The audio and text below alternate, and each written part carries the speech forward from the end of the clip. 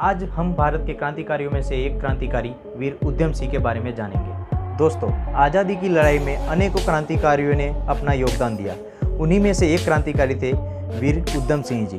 तो आइए जानते हैं वीर उधम सिंह जी के संकल्प की कहानी। 14 अप्रैल 1919 को जलियांवाला बाग में रॉलेट एक्ट के खिलाफ एक बड़ी सभा का आयोजन किया गया था, जिसमें 25,000 से भी ज़्यादा क्रांतिकारियों ने हिस्सा लिया था। अंग्रेजों को ये बात मालूम होते ही अंग्रेजों के एक जनरल डायर ने इस सभा पर अंधाधुंध गोलियां चलवाई थी।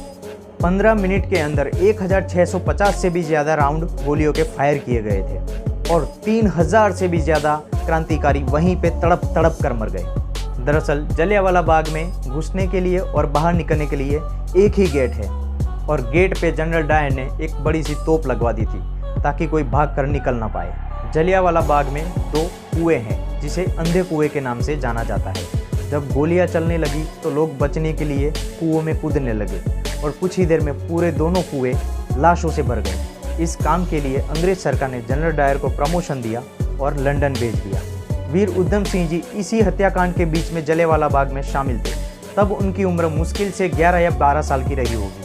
इस हत्याकांड को देखकर उधम सिंह जी ने संकल्प लिया कि जिस डायर ने मेरे देश के नागरिकों की क्रूरता से हत्या की, उस जनरल डायर को मैं नहीं छोड़ूंगा और ये मेरे जीवन का आखिरी संकल्प है। हत्याकांड में उधम सिंह जी के माता पिता की भी मृत्यु हो चुकी थी और वो अनाथ हो चुके थे और उनके एक बड़े भाई की भी किसी बीमारी की वजह से भी मृत्यु हो गई।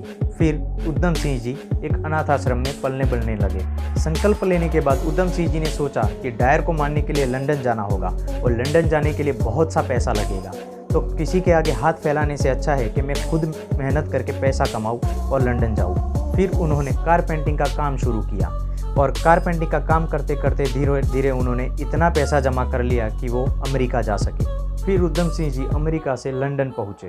फिर लंदन पहुंचकर उधम सिंह जी ने एक होटल में काम किया पानी पिलाने का, क्योंकि बंदूक भी तो लानी थी। और ये सब काम करने में उधम सिंह जी को 21 साल का समय लग गया, लेकिन फिर भी उन्होंने हार नहीं मानी। और आखिर में 1940 को किंगस्टन में जनरल डायर का एक बड़ा कार्यक्रम हो रहा था।